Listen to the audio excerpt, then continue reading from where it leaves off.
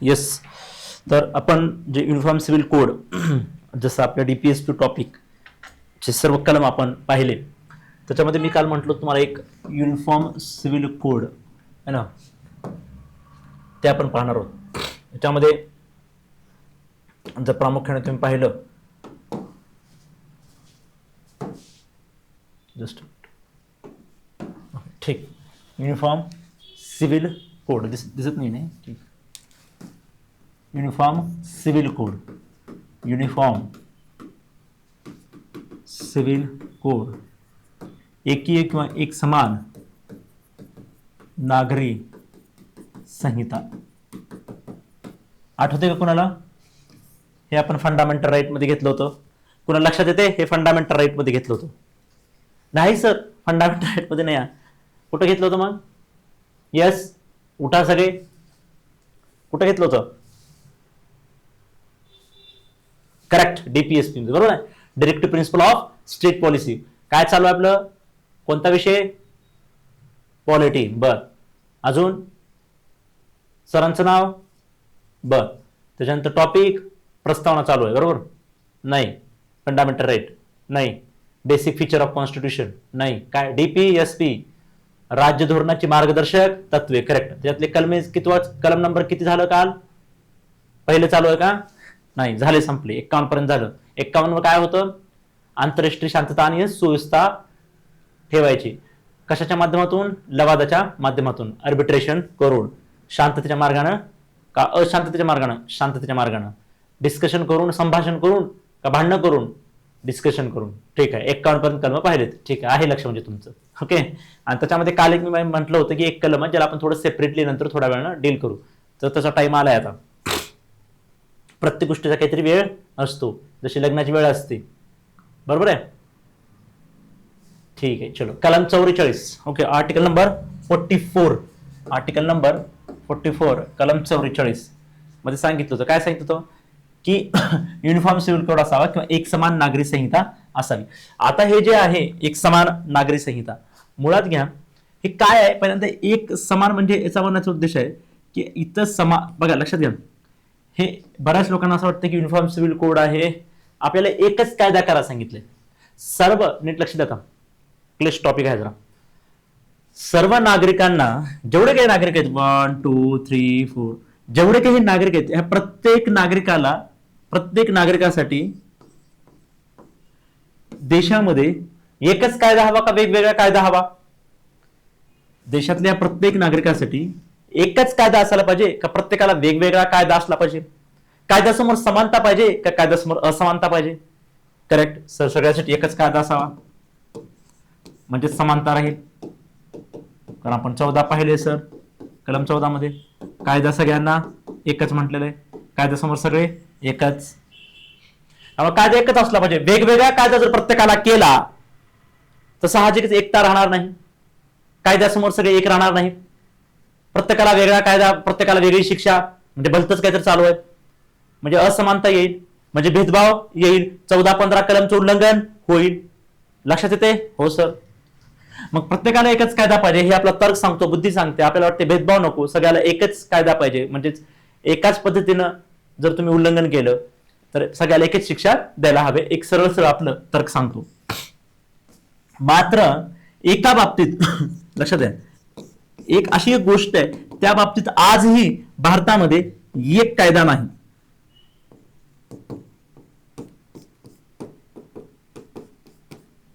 आजही भारतामध्ये एक अशी गोष्ट आहे, एक कायदा नाही. अशी कोणती गोष्ट आहे? कोण सांगू शकतो? कोणी? एक कायदा नाही, प्रत्येकासाठी वेगवेगळा कायदा आहे. कोणता कायदा तो? तर तो साहजिकच आहे ज्याच्याबद्दल आपण बोलतोय, तो म्हणजे धर्माबाबतीत, रिलिजनच्या बाबतीत.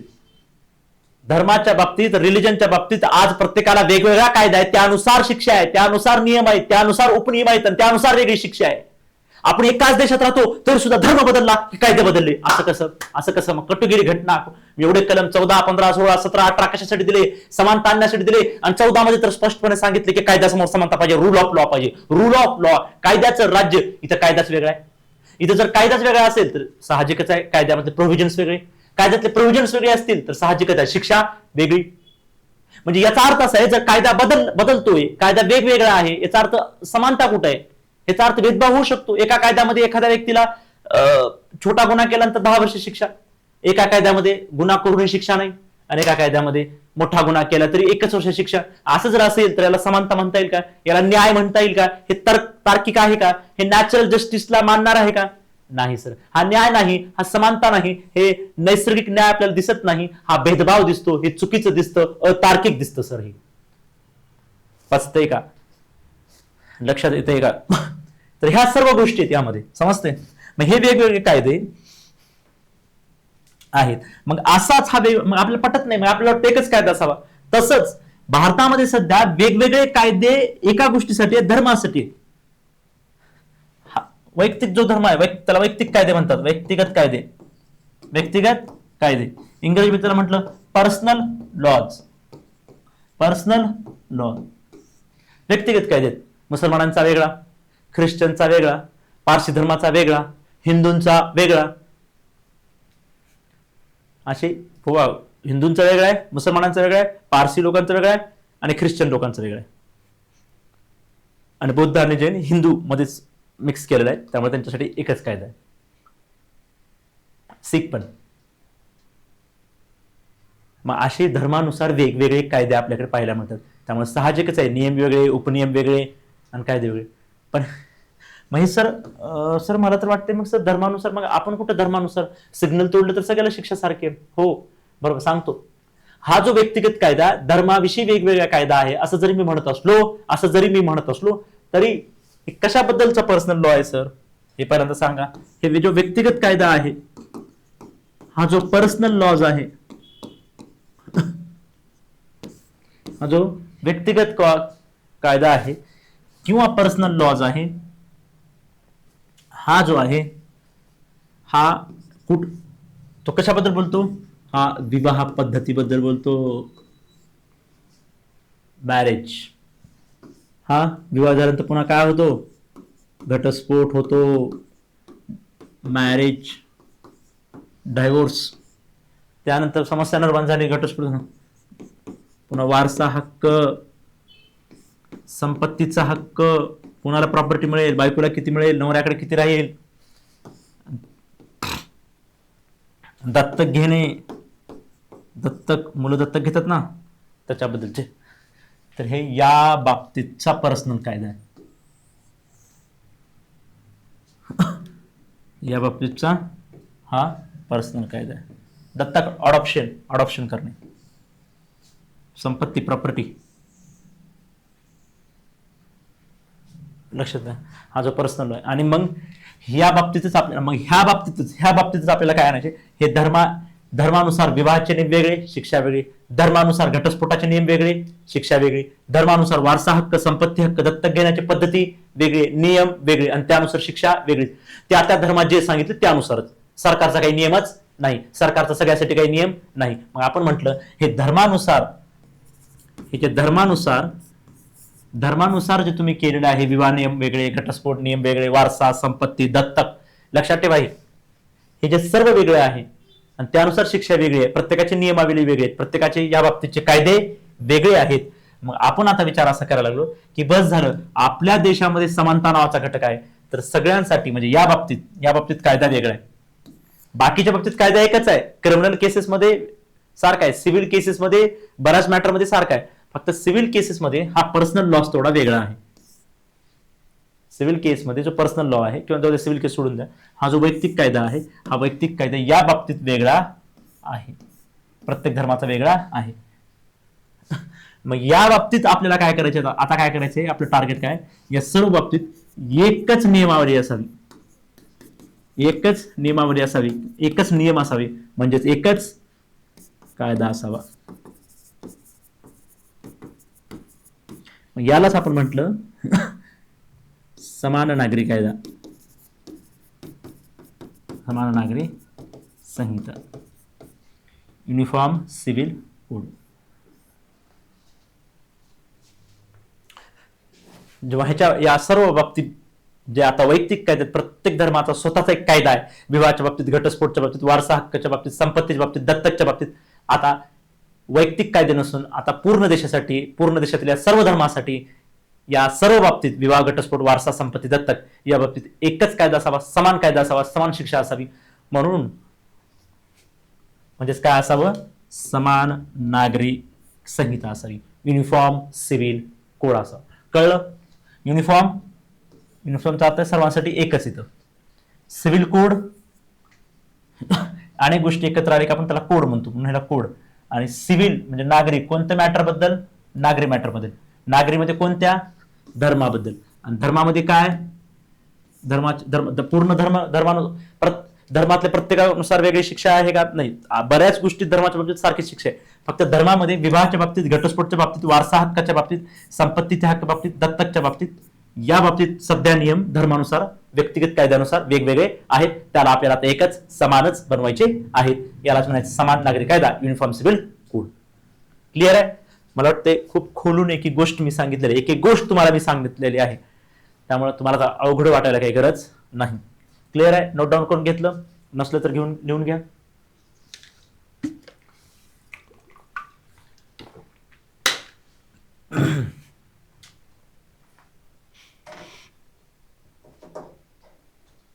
ठीक आहे. नेक्स्ट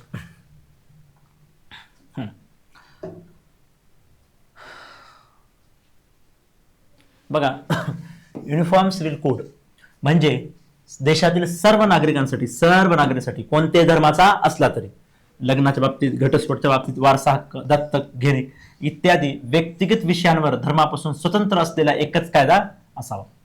तुमचा व्यक्तिगत कायदा आज काही असू, तुमचा धर्म कोणताही असू, पण या बाबतीत सर्वांसाठी आता एकच कायदा येईल. त्यानुसार वागावं लागेल, त्यानुसार शिक्षा होईल, त्यानुसार सर्वांना एकच नियम असतील. भारतीय संविधानाच्या कलम 44 नुसार राज्याने देशभरात सर्व नागरिकांसाठी अशी एक समान नागरिक संहिता सुरू करण्याचा प्रयत्न करावा अशी अपेक्षा कलम 44 DPSP मध्ये सांगितलेली आहे. अनेक वेळा हा येऊन गेला 44 कशासाठी, युनिफॉर्म सिव्हिल कोडसाठी. मग आता नेमकं बघा, आता लक्ष घ्या, नेमकेचे फायदे काय. ठीक आहे सर, आम्हाला कळालं. हे कशासाठी करायचं एवढं, अगोदर दिलं नाही, अगोदर का दिलं नाही ते सांगा अगोदर आम्हाला. का दिलं नाही अगोदर, एवढं महत्वाचं होतं तर. बघा, ज्यावेळेस देश स्वतंत्र होतोय, ब्रिटिशांसारखा मोठं प्रश्न आपल्या समोर आहे. ब्रिटिश एवढी सर्वशक्तिमान शक्ती जगाच्या पाठीवर किंवा जगामध्ये राज्य गाजवत होती. जगामध्ये सर्वत्व शक्तिमान असलेलं राष्ट्र जर कोणी असेल तर त्यावेळी तर ते ब्रिटन होतं. आणि तेवढ्या मोठ्या शक्तीला दूर करायचं असेल तर साहजिकच आहे आपल्याला किती कसरत करावी लागली असेल. जेव्हा की आपल्याला गरिबी आहे, आपल्या जातीमध्ये भांडणं आहेत, धर्मामध्ये भांडणं आहेत, भाषिक एकता नाहीये, वांशिक एकता नाहीये, लिंग आधारित भेदभाव सुद्धा होता समाजामध्ये. म्हणजे प्रत्येक गोष्टीमध्ये आपल्याकडे भेदभाव आहे. आपल्यामध्ये कुठेही युनिटी आणि एकता नावाची गोष्ट नव्हती. आणि आपल्यासमोर एवढा मोठा बलाढ्य राक्षस, बलाढ्य शत्रू म्हणजे ब्रिटन समोर होता. मग विचार करा, पहिल्यांदा आपण आपसापसातले जे आपले भांडणं होते ते मिटवले पाहिजेत का आपल्याला बाहेरचा शत्रू आपल्याला मिटवला पाहिजे.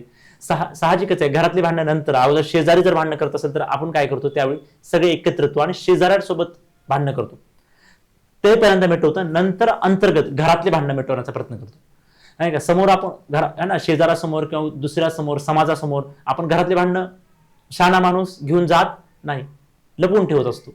घरातले भांडणं घरातच मिटवत असतो. एक्झॅक्टली त्याच धर्तीवर भारताने विचार केला की ब्रिटिश आपल्या समोरचा सर्वात मोठा शत्रू आहे. आज जीवन जगणं मुश्किल झाले, नंतर भांडणं करू अगोदर घरामध्ये. पहिल्यांदा ब्रिटिशांना बाहेर काढणं गरजेचं आहे, आणि त्यामुळे आपण ब्रिटिशांना बाहेर काढलं. पण ब्रिटिशांना जेव्हा बाहेर काढलं तेव्हा देश स्वतंत्र झाला, परंतु सगळ्या समस्या मिटल्या नव्हत्या. घराघरात अंतर्गत भांडणं होते, आपसामध्ये आपल्यातच भांडणं होती. त्याचं सर्वात मोठं भांडणं होतं धर्माच्या आधारित, धर्म आधारित. कारण काही लोक पाकिस्तानची मागणी धर्माच्या आधारावरच करत होते आणि पाकिस्तान वेगळा पण झाला होता.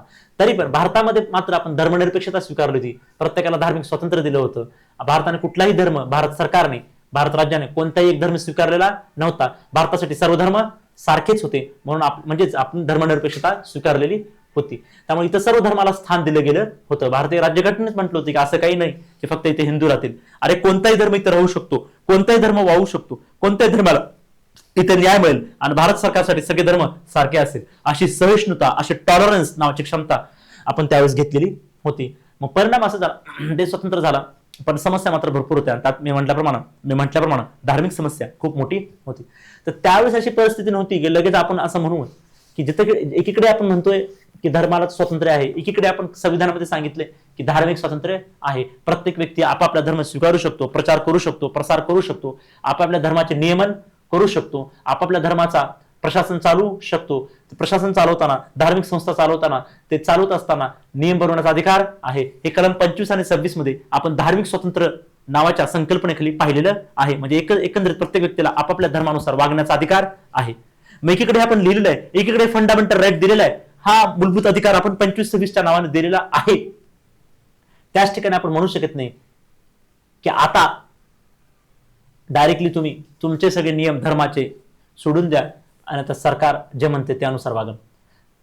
तर आपण जर धार्मिक स्वातंत्र्य दिलं असेल तर मग आपण त्यावेळेस विचार केला, आणि त्यावेळेस मानसिकता पण तशी नव्हती. प्रत्येकाला वाटलं की जर तुम्ही एकच नियम लावला, उद्या चलून मला पद्धत आहे आमच्याकडे तलाक नावाची पद्धत आहे तलाक देण्यासाठी, हिंदूमध्ये काही वेगळी पद्धत आहे, ख्रिश्चन लोकांमध्ये काही वेगळी पद्धत आहे, लग्न करण्याची पद्धत आमची वेगळी आहे, तुमची वेगळी आहे, परंपरा वेगळ्या आहेत, वारसा हक्क तुमचे वेगळे आहेत, आमचे वेगळे आहेत, संपत्ती हिंदू लोकांमध्ये देण्याची पद्धत वेगळी आहे, मुस्लिम लोकांमध्ये वेगळी आहे, पारसी लोकांमध्ये वेगळी आहे, वारसा हक्क बद्दलचे नियम वेगळे आहेत. अचानकच तुम्ही म्हणाल की आता एकच कायदा, तर मग आम्हाला धार्मिक स्वातंत्र्य कुठे गेलं आमचं? तुम्ही जर म्हणाल या पद्धतीनेच करावं लागेल, तर मग आमचं धार्मिक स्वातंत्र्य कुठे गेलं? आमच्या धर्मानुसार आम्हाला राहण्याचा हक्क आहे, नियमन करण्याचा हक्क आहे. मग 25-26 मध्ये दिले ना, मग कशाला दिलात?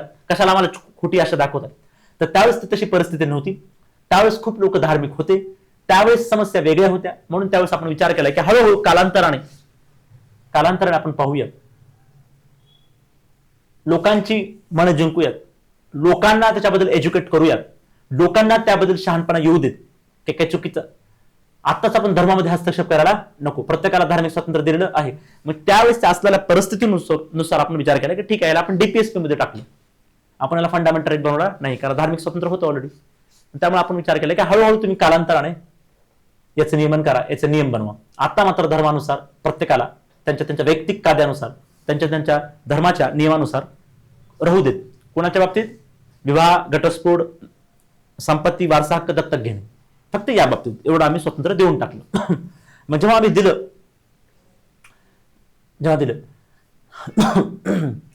तर त्यावेळेस ते आपण दिलं त्यावेळेस आपण देऊन टाकलं. कुठे? डीपीएसपी मध्ये. आणि सांगितलं सरकारला की हळूहळू त्याची अंमलबजावणी करा. मग आता तो काळ आलेला आहे, त्यामुळे गेल्या अनेक वर्षापासून, खास करून नरेंद्र मोदी सरकार आल्यापासून,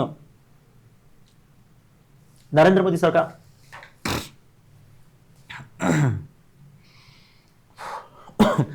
मोदी सरकार आल्यापासून त्या वेळेपासून युनिफॉर्म सिव्हिल कोड लागू करा अशी खूप मागणी आहे. पूर्वी झाली होती, पण आता परत जोरात मागणी आहे.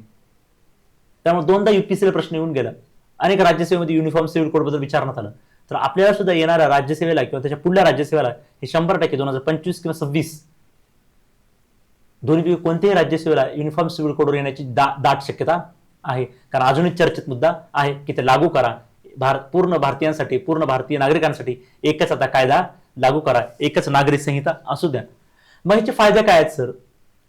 कळलं आम्हाला की नेमकं त्यावेळेस युनिफॉर्म सिव्हिल कोड काय आहे, त्यावेळेस परिस्थिती काय होती, म्हणून आपण तो अधिकार डायरेक्ट फंडामेंटल राईट मध्ये टाकला नाही. आपण म्हटलं की बाबा कालांतराने हळूहळू राज्यानं त्याची अंमलबजावणी करावी, म्हणून आपण 44 मध्ये दिला. इथपर्यंत क्लिअर आहे सर आम्हाला. पण मग याचे फायदे काय? कशासाठी एवढं आणायचे?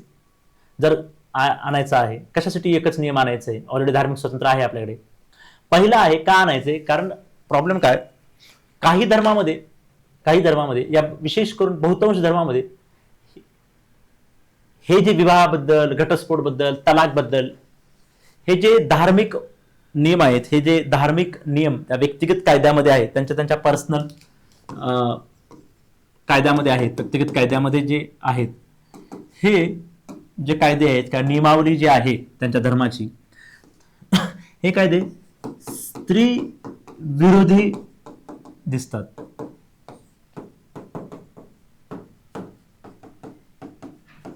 जसं की माझ्या एक तात्काळ लक्षात आलं, स्त्री विरोधी असतात, स्त्री समानता नाकारतात, स्त्रीला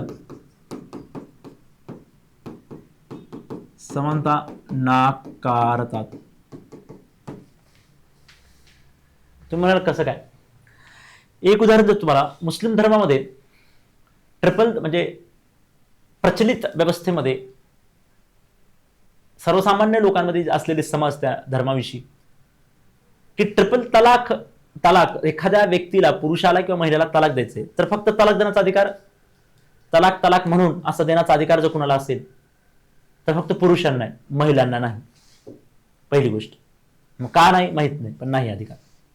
दुसरी गोष्ट, सहजपणे तुम्ही देता तलाक. कधी? जेवताना, बसताना, मेसेजच्या द्वारे, चिठ्ठीवर लिहून, या शब्दानं तलाक तलाक तलाक असं 3 वेळा जर म्हटलं ऍट अ टाइम तर संपलं, तलाक झाला. आता किती लॉजिकल वाटतं हे, तर्कसंगत वाटतं हे, न्यायपूर्ण वाटतं का? वाटत नाही सर. उगं तलाक तलाक म्हणायचं. अरे त्या जीवनाचं काय, त्या महिलेचं काय, त्याच्यापासून नंतर लेकरू झाला असेल तर त्या लेकराचं काय, त्यांच्या आयुष्याचं काय, संबंध आयुष्य, राईट टू लाईफ आहे हा, काही काय सन्मान आहे का? कशा पद्धतीनं हा घटस्फोट होतोय, हे सन्मानपूर्वक आहे का? आपल्याला कलम 21 म्हणतं प्रत्येकाला जीवन जगण्याचा अधिकार आहे. मग त्या स्त्रीच्या जीवन जगण्याचा अधिकार कुठे गेला? तलाक म्हणला, तुम्ही घराच्या बाहेर काढलात. त्या महिलेचं काय? त्याची जिम्मेदारी कोण घेणार, त्याची जबाबदारी कोण घेणार, आणि ती सन्मानाने समाजात जगू शकेल का? नंतर त्याच्यापासून मुलं बाळ झाले असेल तर वारसा हक्क कोणाला मिळणार? नंतर परत तो पुरुष लग्न करणार, त्यानंतर परत एक लेकरू, त्या बाळाला, त्या लेकराला का या लेकराला वारसा हक्क मिळणार? त्यामुळे असे प्रश्न निर्माण होत आहेत. त्यामुळे बरेच अधिकार हे स्त्री विरोधी असतात, स्त्री समानता मानत नाही. आणि अशा परिस्थितीमुळे त्या महिलावर काय होतो? अन्याय होतो. त्या मुलाबाळावर सुद्धा अन्याय होतो. त्यामुळे सामाजिक न्याय सुद्धा बराच वेळा मिळत नाही. त्यामुळे दुसरा प्रश्न निर्माण होतो, काय करायचं आपल्याला? कारण बऱ्याच कायद्यामध्ये सामाजिक अन्याय होतोय. सामाजिक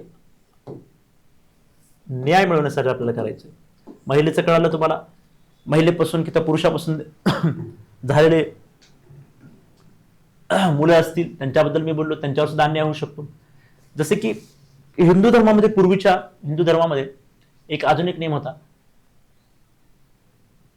तुम्ही पाहिलं असेल की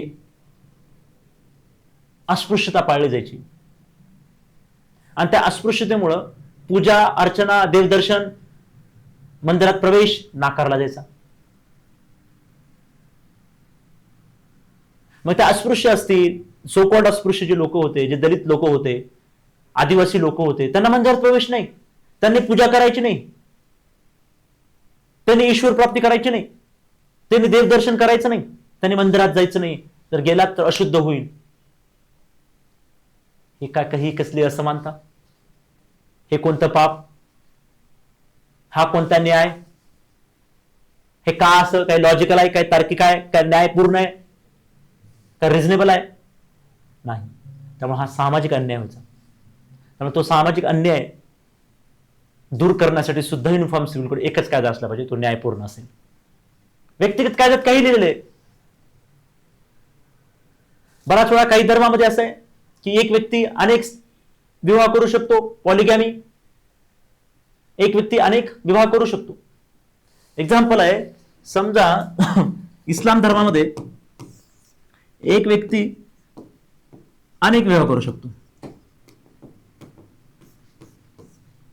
आणि समजा हिंदू धर्मामध्ये जे कायदा आहे त्यानुसार एक व्यक्ती एके वेळी एकच विवाह करू शकतो.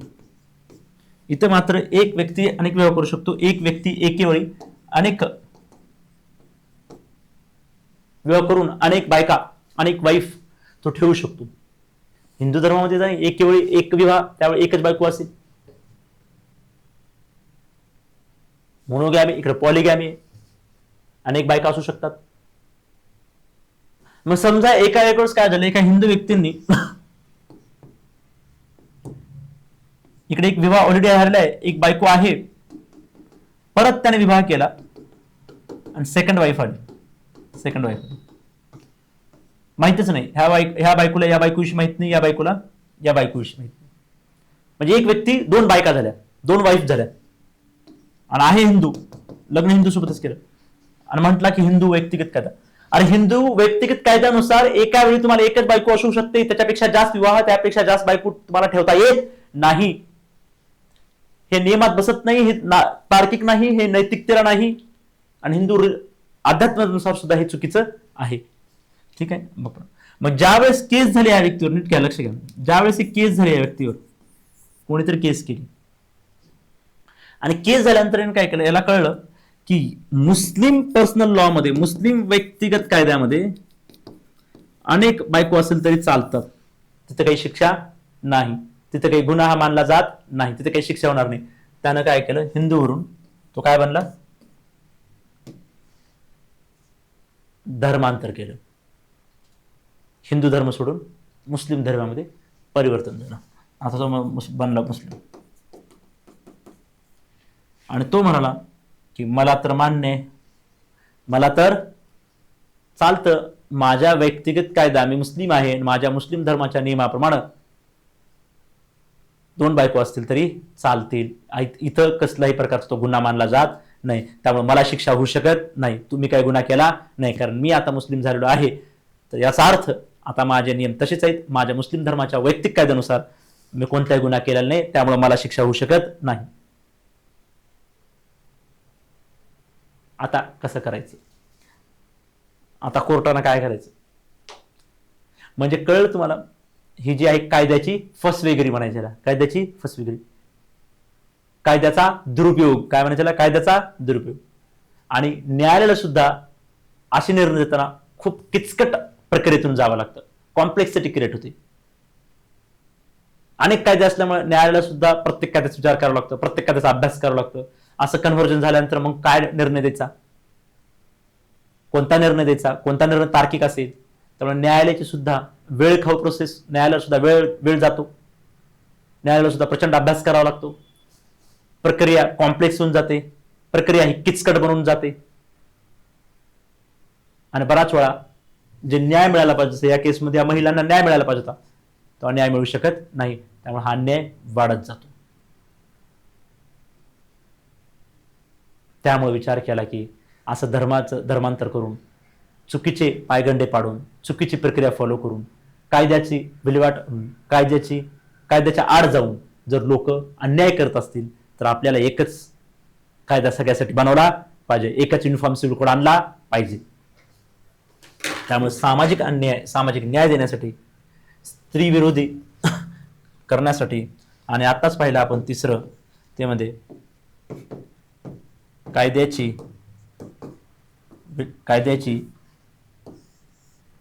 प्रक्रिया सोपी व कमी गुंतागुंतीची असावी,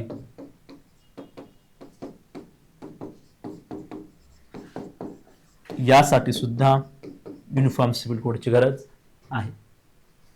तर परत काही लोक हे पण रिझन देतात युनिफॉर्म सिव्हिल कोडला, की या युनिफॉर्म सिव्हिल कोड म्हणजे काय, की राज्य कसं आहे तुमचं, धर्मनिरपेक्ष आहे. राज्य कसं आहे, धर्मनिरपेक्ष आहे. जर राज्य धर्मनिरपेक्ष असेल तर साहजिकच आहे, राज्यानं धर्मानुसार वेगवेगळे कायदा करणं हे चुकीचं आहे. कारण धर्मनिरपेक्षतेचा जो मूळ संकल्पना आहे, धर्मनिरपेक्षतेची जी मूळ व्याख्या आहे, सेक्युलरिझमची जी बेसिक कॉन्सेप्ट आहे, ती असं नेहमी म्हणते की राज्य हा धर्मापासून वेगळं असलं पाहिजे. धर्म काय सांगतं त्यानुसार राज्य चालणार नाही, धर्माच्या कायद्यानुसार राज्य चालणार नाही. राज्य चालेल रूल ऑफ लॉ नुसार, राज्य चालेल कायद्यानुसार. कायदा हा सर्वांसाठी एकच असतो, कोण है ना. त्यामुळे प्रत्येक धर्मानुसार वेगवेगळे कायदे असं बनवता येणार नाही जर राज्य धर्मनिरपेक्ष असेल तर. धर्मनिरपेक्ष धर्मापासून वेगळं आहे, धर्माच्या कायद्यानुसार, धर्माच्या नियमाप्रमाणे राज्य चालणार नाही, राज्य धर्मानुसार चालणार नाही, हे आपण नेहमी एक व्याख्या केलेली आहे धर्मनिरपेक्षतेची.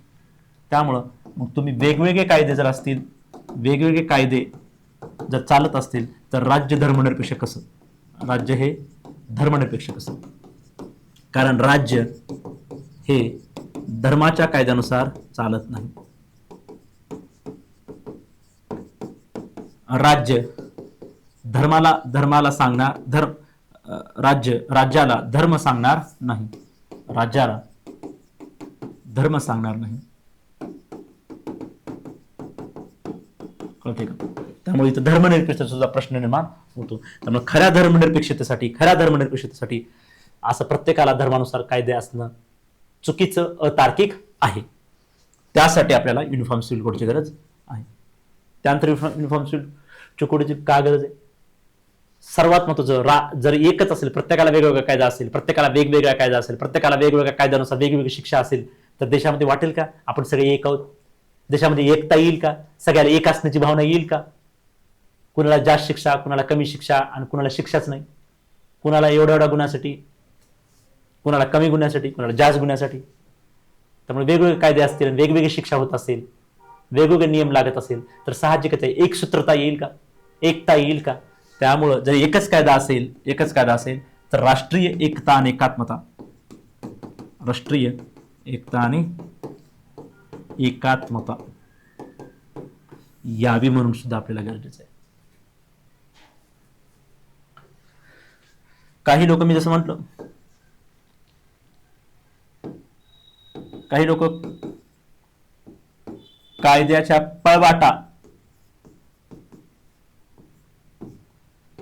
पळवाटा बंद व्हाव्यात म्हणून गरजेचं. ह्या धर्मातून त्या धर्मात म्हणलं ना, या धर्मात शिक्षा असेल आणि दुसऱ्या धर्मात शिक्षा नसेल तर तो धर्म स्वीकारायचा. अशा ते कायद्याच्या पळवाटा लोक घेत आहेत की समजा या धर्मात शिक्षा आहे, दुसरा धर्म स्वीकारला, त्या धर्मात परत काहीतरी चूक केली, तिसरा धर्म लगेच स्वीकारला आणि सांगितलं माझा हा धर्म आहे आणि ह्या धर्मात शिक्षा नाही, मग मला शिक्षा होऊ शकत नाही. त्यामुळे कायद्याच्या पळवाटा सुद्धा बंद झाल्या पाहिजे.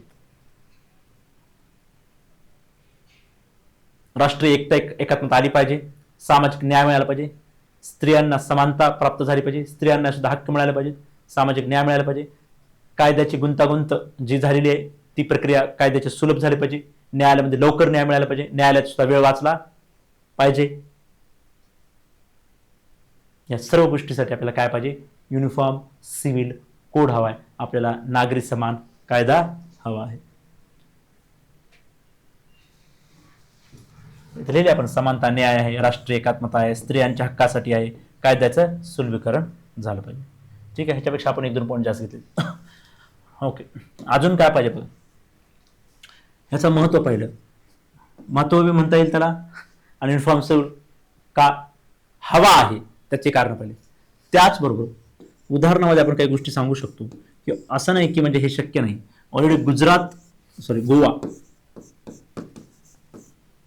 आणि मला वाटतं आता उत्तराखंडमध्ये सुद्धा, एकदा चेक करा उत्तराखंडचं, नसं मी उद्या सांगतो कन्फर्म लागू झालाय का नाही थोडा. सध्या गोव्याला तर आहे, गोव्यामध्ये ऑलरेडी युनिफॉर्म सिव्हिल कोड आहे विथ सम एक्सेप्शन्स,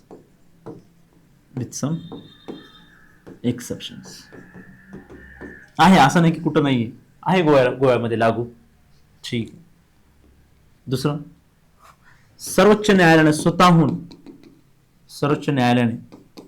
स्वतःहून शहाबानू केस असेल, आपल्याकडे आहे ते केसेस लिहिल्यात सगळे,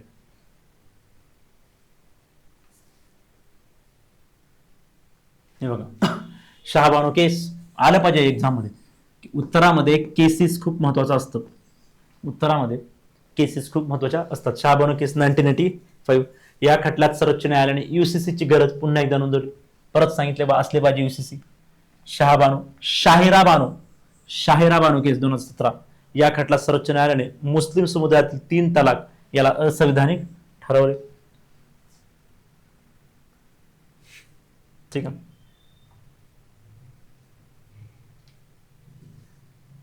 मग आता हे तर आहे. ठीक आहे, आता समस्या काय आहेत बघा.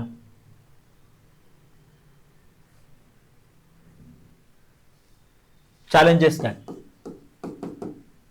त्याच्यावर टीका काय होते का.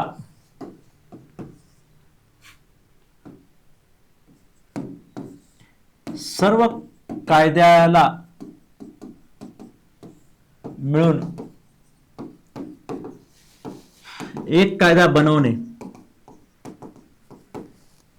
कायद्यामध्ये सुसूत्रीकरण आणणे अवघड.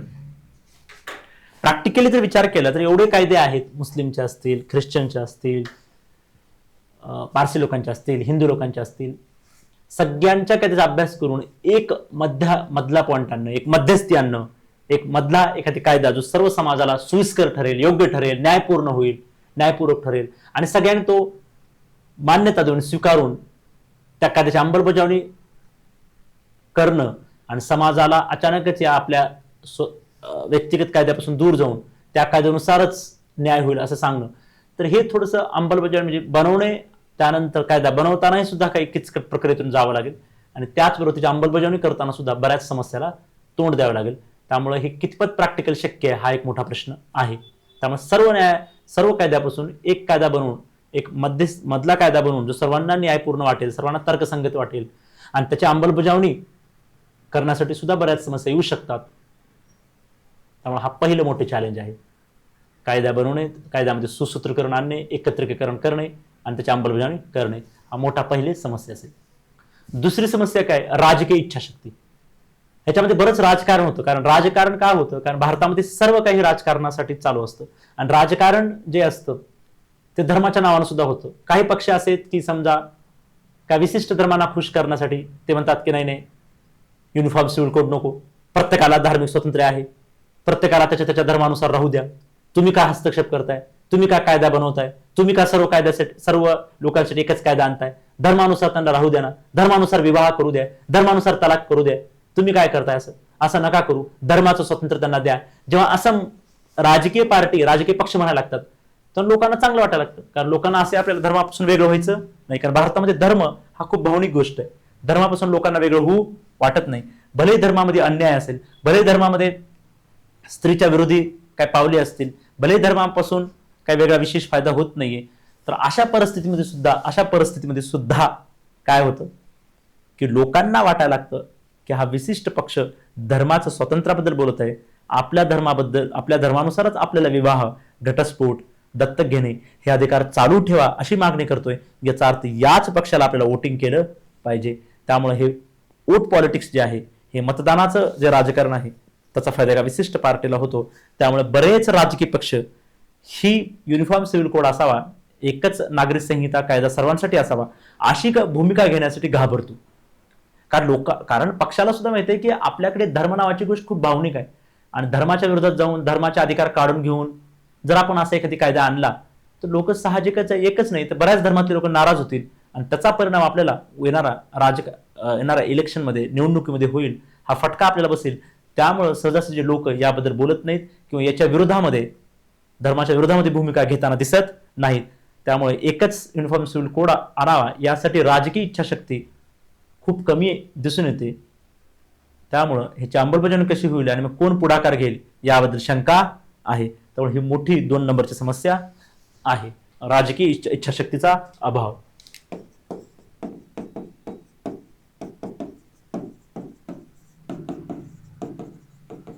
ठीक आहे, नेक्स्ट. आता टेक्निकल चॅलेंजेस बघा. तुम्ही म्हणताय की धर्मनिरपेक्षतेनुसार धर्माला विचारून राज्य काम करत नसतं, त्यानुसार एकच सर्वांना कायदा असला पाहिजे, धार्मिक धर्मनिरपेक्षता. पण इथे प्रश्न पडतो, धार्मिक स्वतंत्रता विरुद्ध धर्मनिरपेक्षता. कारण आपल्याकडे काय आहे, धार्मिक स्वतंत्रता आहे. कुठं आहे? 25, 26, 27, 28 दिले ना सर्व आहे. मग धार्मिक स्वतंत्रता आहे तर तुम्ही धार्मिक स्वतंत्रता का काढून घेताय मग?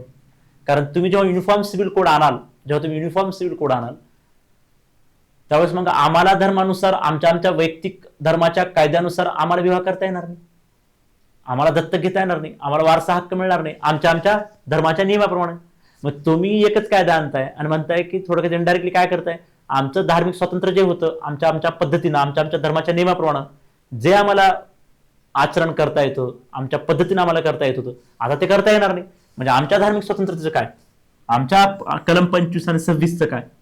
त्यामुळे हे घटनाविरोधी पाऊल असल्याचं म्हटलं जातं. विरोधक काय म्हणतात, हे घटनाविरोधी पाऊल आहे, हे धार्मिक स्वातंत्र्याच्या विरोधी आहे. ठीक आहे. त्याच्यानंतर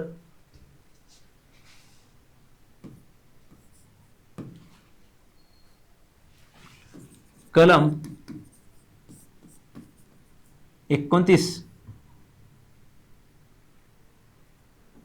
खास करून 29 मध्ये काय आहे, कोणाचे अधिकार आहेत? हे अल्पसंख्याकांचे अधिकार आहेत. त्याच्यामध्ये काय दिले की प्रत्येक नागरिकाला, प्रत्येक भारतीय नागरिकाला असलेले अल्पसंख्याक जरी असले तरी अधिकार सगळ्यालाच मिळतात, हे सांगितले 29 मध्ये. प्रत्येक भारतीय नागरिकाला आपलं भाषा, लिपी आणि संस्कृती, language, script and culture protect करण्याचा अधिकार आहे, संरक्षण करण्याचा अधिकार आहे.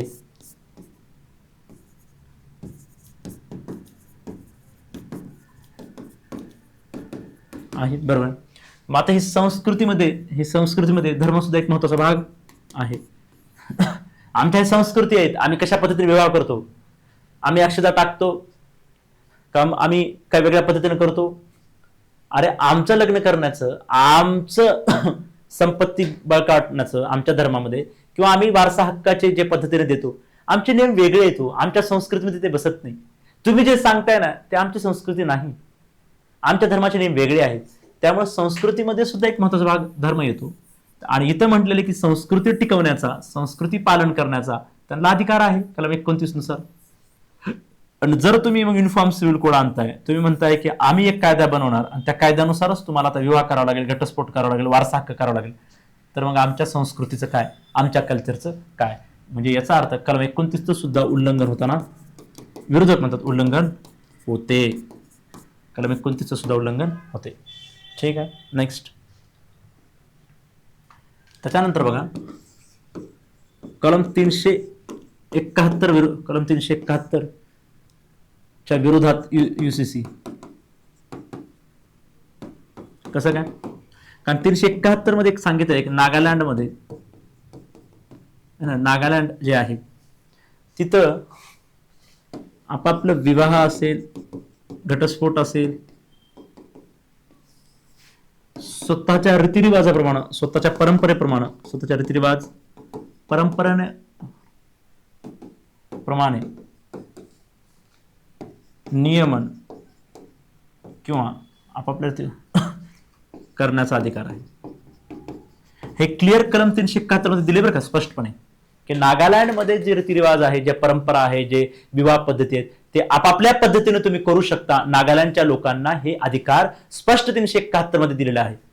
मग आता जर उदाहरण तुम्ही एकच युनिफॉर्म सिव्हिल कोड आणला तर मग त्यांच्या परंपरेचं काय, त्यांच्या प्रथाचं काय, त्यांनी ज्या पद्धतीने लग्न करतात, ज्या पद्धतीने घटस्फोट घेतात, मग त्यांच्या या संस्काराचं, त्यांच्या संस्कृतीचं काय. मग जर 371 मध्ये स्पष्टपणे सांगितले त्यांना त्यांच्या पद्धतीनं लग्न करण्याचा अधिकार आहे, विवाह करण्याचा अधिकार आहे, आणि तुम्ही जर युनिफॉर्म सिव्हिल कोड आणलात, युनिफॉर्म सिव्हिल कोड आणताय म्हणजे तुम्ही सगळ्यांसाठी एकच नियम आणताय, एकच कायदा आणताय, तर मग काय. मग 371चं उल्लंघन होणार का, 371चं व्हायलेशन होणार का, हा मोठा प्रश्न पडतो. त्यामुळं 371 सुद्धा UCCच्या विरोधात जाताना दिसतो. काही लोक म्हणतात की भारतामध्ये गोव्यामध्ये आपण लागू केले, पण गोव्यामध्ये जर युनिफॉर्म सिव्हिल लागू केला तर त्याला बऱ्याच प्रमाणात अटी व शिथिलता दिसून येते. पूर्णपणे एकसकट हा कायदा लागू झालेला नाही, पूर्णपणे एकसकट सर्वांना एकच नियम लागू झालेले नाही, त्याच्यामध्ये बऱ्याच प्रमाणामध्ये अटी आणि शिथिलता दिसते. त्यामुळं हे पूर्णपणे लागू करणं, युनिफॉर्म सिव्हिल कोड लागू होऊ शकत नाही. हे गोव्याच्या उदाहरणावरून सुद्धा आपल्याला काही अंशी तरी दिसून येतं. जरी गोव्यामध्ये सुरू झाल्यापासून, गोवा असल्यापासून हा युनिफॉर्म सिव्हिल कोड आहे, पण एवढ्या अटी आहेत, एवढी शिथिलता आहे, एवढे एक्सेप्शन आहेत, एवढ्या मर्यादा आहेत की ठीक आहे असं असेल तर असं करा, असं असेल. आणि पुन्हा असं जर वरून बघितलं प्रॅक्टिकल रित्या लक्षात अरे बापरे, नावाला युनिफॉर्म सिव्हिल कोड आहे पण प्रत्येकानुसार बऱ्यापैकी अधिकार दिलेतच, त्यांच्या इच्छेप्रमाणेच दिसत आहे, त्यांच्या रीतिरिवाजाप्रमाणेच चालू आहे, कारण एवढे एक्सेप्शन दिलेत तुम्ही. याचा अर्थ असा दिसून येतो की मग हे प्रॅक्टिकल शक्य नाही. युनिफॉर्म सिव्हिल कोड गोव्याच्या उदाहरणावर दिसून येतं. ठीक आहे.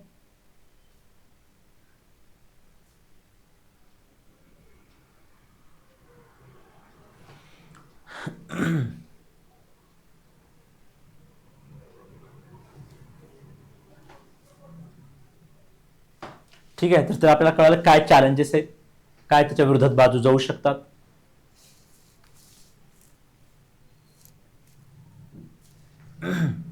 बघा निष्कर्ष काय, युनिफॉर्म सिव्हिल कोड हा एक कायदेशीर बदल नसून भारतीय समाजाच्या मूलभूत मूल्याशी निगडीत एक महत्वाचा विषय आहे. बरोबर, हा काय एक कायदेशीर बाजू नाहीये, हे फक्त कायद्याची बाजू नाही मुलांनो. तरी काय आहे, आपलं जे भारतीय समाज आहे, भारतीय समाजाची जी संरचना आहे, ज्याच्यावरती भारतीय समाज टिकून आहे, त्याचाच एक महत्वाचा विषय आहे. कारण भारतीय समाज हा धर्माच्या पलीकडे विचार नाही करू शकत. धर्म जीवनाचा अविभाज्य भाग आहे, integral part of the life आहे, बरोबर आहे. त्यामुळे फक्त एक कायदा केला किंवा कायदा नाही केला किंवा काही लोक नाराज झाले असं नाही, रोजच्या जीवनाचा भाग आहे धर्म म्हणजे. मग रोजच्या जीवनाचा जो भाग असेल एवढा तो हृदयाच्या जवळचा भाग आहे, हा हृदयाचाच भाग आहे. तर इथं फक्त कायदा करून चालणार नाही, इथं लोकांची मनं जिंकावे लागतील, लोकांना एज्युकेट करावं लागेल, लोकांना समजावून सांगावं लागेल, लोकांना त्यासाठी काही पचवण्यासाठी, समजून घेण्यासाठी लोकांमध्ये अवेअरनेस क्रिएट करावं लागेल आणि काही प्रमाणात वेळ द्यावा लागेल. समानता असावी, सामाजिक न्याय मिळावा, राष्ट्रीय एकता एकात्मता यावी, लैंगिक न्याय मिळावा, यासाठी युनिफॉर्म सिव्हिल कोड असला पाहिजे. तर दुसरीकडे धार्मिक स्वातंत्र्य सुद्धा धार्मिक स्वातंत्र्य जाते, संस्कृतीमध्ये विविधता चाललेली आहे, अल्पसंख्याकांचे हक्क चाललेले आहेत, यासारख्या महत्वाच्या बाबींशी डीपीएसपीचा संघर्ष सुद्धा चालू आहे. त्यामुळे एकीकडे फायदे पण आहेत, काही तोटे पण आहेत. सगळं वाटतं सगळं चांगलं आहे, पण धार्मिक स्वातंत्र्याचं काय? मग धार्मिक स्वातंत्र्यामध्ये तुम्ही हस्तक्षेप करताय का नाही? हो सर करतोय. अल्पसंख्याक अधिकार 29 मध्ये हस्तक्षेप करतोय? हो सर करतोय. 371 मध्ये सुद्धा हस्तक्षेप होतोय? हो सर होतोय. मग ह्या घटनात्मक अशा बऱ्याच बाबी आहेत, ते कसं शक्य होणार? जर तुम्ही युनिफॉर्म सिव्हिल कोड आणलात तर लोक डायरेक्ट सुप्रीम कोर्टात जातील आणि म्हणतील बघा युनिफॉर्म सिव्हिल कोड आणलेला आहे, आता एकच कायदा झालाय, तर आमच्या धार्मिक स्वातंत्र्याचं काय, आमच्या फंडामेंटल राईट्सचं काय, आमच्या कलम 29चं काय, प्लस नागालँडचे लोक जातील आमच्या 371चं काय. मग ह्या घटनात्मक संघर्ष सुद्धा चालू होऊ शकतो, हे सुद्धा तुम्हाला लक्षात घेणं गरजेचं आहे. लक्षात येते सर्व गोष्टी?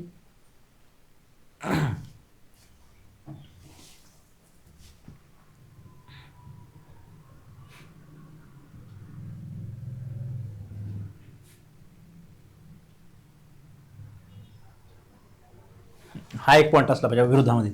संक्रमण काळातील अडचण, जुन्या पद्धती बदलून नवीन कायदा लागू करणे, लोकांना तो पटवून देणे आणि न्यायालयीन व्यवस्थेत बदल करणे हे एक मोठे आव्हान आहे.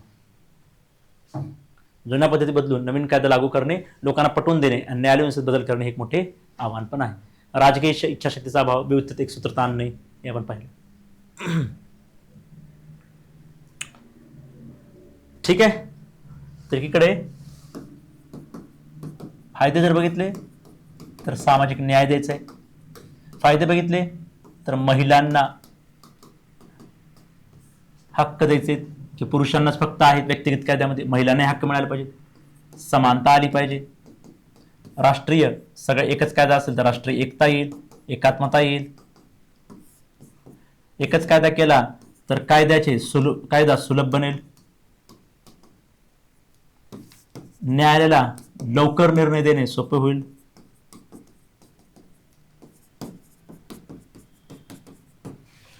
जर राज्याने एकच कायदा केला, धर्मानुसार वेगवेगळे कायदे नसतील तर याचा अर्थ राज्य स्वतःचा नियम बनवत आहे, धर्मानुसार राज्य वागत नाही, म्हणजे धर्मनिरपेक्षतेला बळ मिळेल. हे सगळं आपण केले, मी फक्त जस्ट रिव्हिजनसाठी दिले हे सगळे पॉइंट्स. परंतु चॅलेंजेस काय आहेत, त्या विरोध काय आहे किंवा तोटे काय आहेत? पहिल्यांदा ह्या कलम 26 चा विरोध दिसतो. कलम 26 आणि 26 सांगतं की युनिफॉर्म सिव्हिल कोड आला तर माझ्या धार्मिक स्वातंत्र्याचं काय? मग 25-26चं उल्लंघन. कलम 29 मध्ये अल्पसंख्याकांना संस्कृतीचा अधिकार आहे, आपापली संस्कृती टिकवण्याचा अधिकार आहे. मग जर एकच कायदा आला तर आमच्या संस्कृतीचं काय, आमची संस्कृती आम्ही कशी टिकवणार? तुम्ही म्हणताय संस्कृती सोडा आणि या कायद्यानुसार वागा, तर आमची संस्कृती कुठे गेली? मग आमच्या संस्कृतीचा अधिकार कुठे गेला? म्हणजे कलम 29चं उल्लंघन आहे. कलम 371 जसं नागालँडचं उदाहरण दिलं, नागालँडमध्ये त्यांना त्यांचे अधिकार आहेत, त्यांच्या हिशोबाने त्यांच्या पद्धतीनुसार करण्याचा अधिकार आहे. तुम्ही जर एकच कायदा आणला युनिफॉर्म सिव्हिल कोड तर आमच्या संस्कृतीनुसार मग आम्ही कधी व्यवहार करायचा? तो आमचा अधिकार गेला का? 371 सुद्धा व्हायलेशन आहे, त्याच्या सुद्धा विरोधात जातं. त्याचबरोबर आपण पाहिलंय राजकीय इच्छाशक्ती दिसत नाही, हे सुद्धा एक मोठे चॅलेंज आहे. त्याचबरोबर एकच कायद्याचं सुसूत्रकरण करणं, एकच कायदा आणणं, बनवणं आणि त्याची अंमलबजावणी करणं प्रॅक्टिकली अवघड वाटतं. त्याचबरोबर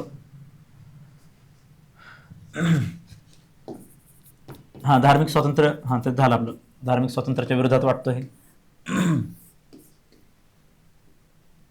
यस, जिथं विरोध, काही लोक असंही म्हणतात की युनिफॉर्म सिव्हिल कोड आणला लक्षात घ्या, इथे जसं आपण लिहिलं होतं ना, हे बघा, संक्रमण काळातील अडचण, जुन्या पद्धतीमधून नवीन कायदा लागू करणे, लोकांना पटवून देणे, हेच अवघड आहे.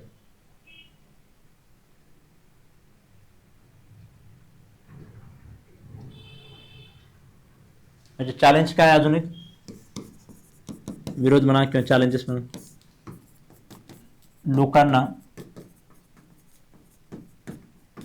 पटवून देणे हे सुद्धा एक मोठं चॅलेंज आहे. राजकीय इच्छाशक्तीचा अभाव आहे. ऑलरेडी लोक काय, अजून एक लोक विरोध करताना म्हणतात, एक पॉईंट राहिला आपला, लोक विरोध करताना एक गोष्ट सांगतात की नका युनिफॉर्म सिव्हिल कोड, कशाला, धार्मिक स्वातंत्र्य महत्वाचं आहे, धार्मिक स्वातंत्र्य फंडामेंटल राईट आहे, धार्मिक स्वातंत्र्य दिलं गेलेलं आहे, मग कशाला युनिफॉर्म सिव्हिल कोड आणताय, कशाला घटनेच्या विरोधात जात आहे. त्यांना विचारलं, अहो लोक चुकीचं काय करतात, लोक धर्मांतर करतात, त्यामुळे सामाजिक अन्याय वाढतो. या धर्मात शिक्षा नसेल, या धर्मामध्ये शिक्षा असेल तर त्या धर्मातून या धर्मात जातात आणि म्हणतात माझा हा धर्म आहे आणि या धर्मामध्ये ती शिक्षा नाही, मग कसं करायचं या लोकांचं. तर हे काय, त्यावेळेस लोक हे काय म्हणतात, ठीक आहे धर्माचे कायदे तर आहेत ना, ते राहू द्या, एक ऑलरेडी एक कायदा आपल्याकडे special marriage act, personal laws आहेत ना ते राहू द्या, आणि एक स्पेशल मॅरेज ऍक्ट ऑलरेडी आपण बनवलंय ना, विशेष विवाह कायदा. यामध्ये कसं आहे, हे धर्मनिरपेक्ष कायदा आहे, हा धर्मानुसार नाही, ऑलरेडी कायदा आहे बरं का, हा पॉईंट राहायला सांगायचं मला, एक ऑलरेडी आपण कायदा बनवलाय, हा धर्मनिरपेक्ष कायदा आहे, कोणत्याही धर्माचे लोक या पद्धतीनुसार विवाह करू शकतात. मग काही लोक म्हणतात युनिफॉर्म सिव्हिल आणायची काय गरज आहे, ऑलरेडी धर्मनिरपेक्ष कायदा आहे ना. ज्या लोकांना विशिष्ट धर्मानुसार नाही करायचं, ज्या लोकांना वाटतं आम्हाला धर्मानुसार नाही करायचं, कोणत्याही धर्माचे लोक आहोत आम्ही एक मुस्लिम आहे एक ख्रिश्चन आहे, या दोघांना लग्न करायचंय, मग कसं करायचं, आणि त्यांना भीती आहे उद्या चालून धर्मानुसार झालं तर अन्याय होऊ शकतो, त्यापेक्षा मग काय करा, एक ऑलरेडी कायदा बनवलाय स्पेशल मॅरेज ऍक्ट, हा धर्माच्या नुसार नाही आहे, हा सरकारने न्यूट्रल कायदा बनवलाय, कुठल्या धर्माला अनुसरून नाहीये, आणि इथं हे सगळ्या प्रश्न, इथं सामाजिक न्याय मिळतो, इथं समानता मिळते, सगळंच मिळतं इथं, या कायद्यानुसार करा, ऑलरेडी कायदा आपल्याकडे आहे, इथं कुणालाही भीती ठेवायची गरज नाही, हा कायदा धर्मानुसार बनलेला नाही, इथं बऱ्याच प्रमाणामध्ये सगळ्यांना न्याय मिळतो, समानता मिळते, काही झालं तर या कायद्यानुसार जर विवाह झाला तर तुम्ही या कायद्यानुसार लढू शकता, इथं कोणी धर्म पण बदलू शकत नाही, त्यामुळे इथे सगळे प्रश्न मिटतील, ऑलरेडी बनवलेला आहे. मग ज्याला कुणाला करायचे भीती आहे की धार्मिक कायद्यानुसार व्यक्तिगत कायद्यानुसार जर विवाद झाला तर माझ्या स्त्री म्हणून माझ्यावर अन्याय होऊ शकतो, तर मग हा कायदा ऑलरेडी बनवलाय सरकारने, या कायद्यानुसार विवाह करा, असेही काही लोक तर्क देताना दिसतात. प्रॉब्लेम काय माहितीये का, मग शेवटी तुम्ही पर्यायमध्ये ठेवलात ना, हा तुम्हाला व्यक्तिगत कायदे पण आहेत आणि हा पण आहे. मग मला सांगा, एखादी स्त्री आहे, एखादी गरीब स्त्री आहे, शिकलेली नाही, तिला कळतं का, तिला एवढं माहित आहे का, तिला माहित आहे का या कायद्यानुसार जर मी विवाह केला तर मला उद्या चालून माझ्यावर काही प्रश्न येणार नाही, माझ्यावर अन्याय होणार नाही. आणि विचार करा, एका मुस्लिम किंवा एखादी हिंदू स्त्री असेल, एखादी बौद्ध स्त्री असेल, गरीब घरातली असेल, शिकलेली नसेल, घरामधून तिला तेवढी परवानगी मिळेल का की जा तू कोर्टामध्ये जा आणि कोर्ट मॅरेज कर, स्पेशल मॅरेज ऍक्ट नुसार वाग, त्यानुसार विवाह कर? नाही. अरे जी पद्धत आहे घरात अनेक वर्षापासून आलेली, त्याच पद्धतीने विवाह होईल ना, आणि तिला अधिकार तेवढा मिळेल का घरामध्ये, आणि तुला त्या गोष्टीचं ज्ञान तरी असेल का? त्यासाठी लोक म्हणतात की हे काहीच नको, सरळ एक कायदा आणा, आणि एकच कायदा असेल तर उद्या काही झालं तर त्या कायद्यानुसार त्याला शिक्षा होईल. ठीक आहे, तर अशा पद्धतीने हे युनिफॉर्म सिव्हिल कोड आहे. 10 किंवा 15 मार्काला प्रश्न येऊ शकतो, म्हणून मी थोडासा हे डिटेलमध्ये घेतलेला आहे. होप तुम्हाला ह्या सगळ्या गोष्टी, आता ह्याच्यामध्ये खरं सांगायचं म्हणजे हे राज्यसेवेच्या दृष्टीच्या पलीकडे जाऊन आपण घेतलेलं आहे, पण मला वाटतं ही सगळी मुद्दे तुम्हाला कळायला असेल. थोडं जास्त डिस्कशन झालं, मला थोडं अर्धा तास संपवायचं, तुम्हाला वाटतं 1 तास झाला. ठीक आहे, काय हरकत नाही. आय होप तुम्हाला कळलं असेल, काय अडचण असेल तर सांगा. ठीक आहे, आपण थांबू, नेक्स्ट घेऊया, नेक्स्ट टॉपिक घेऊ, FR विरुद्ध DPSP, FR विरुद्ध DPSP. ठीक आहे, इथपर्यंत कुणाला अडचण, काय अडचण असेल तर सांगा लगेच.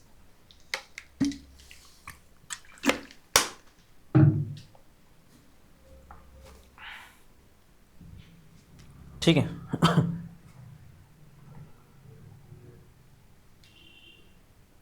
बघा, संविधान सभेचं एक मत आहे का, संविधान बनवताना UCCला घालून दूर ठेवण्यात आले. Doctor B.R. आंबेडकर यांसारख्या काही सभासदांनी पुरस्करण केले, परंतु धार्मिक गटाच्या तीव्र विरोधामुळे याला म्हणजे काही लोकांचं म्हणणं होतं की ऑलरेडी तुम्ही काय करा, युनिफॉर्म सिव्हिल कोड टाका, लगेच लागू करा. पण काही लोक म्हणले नाही नाही, धर्मामध्ये हस्तक्षेप नको, धर्मात हस्तक्षेप नको, आपल्याकडे धर्म स्वातंत्र्य आहे, त्यामुळे हे एकच कायदा नका. आंबेडकरांचा प्रतिसाद होता, पण बऱ्याच लोकांनी धार्मिक स्वातंत्र्याच्या नावाखाली धर्मामध्ये हस्तक्षेप नको म्हणून म्हटले की युनिफॉर्म सिव्हिल कोड नको. असं त्यावेळेस एक थोडं राहू द्या माहित राहू संविधान सभेबद्दल, बाकीचे काही गोष्टी गरज नाही. ठीक आहे, तर आपण आता घेऊया नेक्स्ट टॉपिक, FR विरुद्ध DPSP.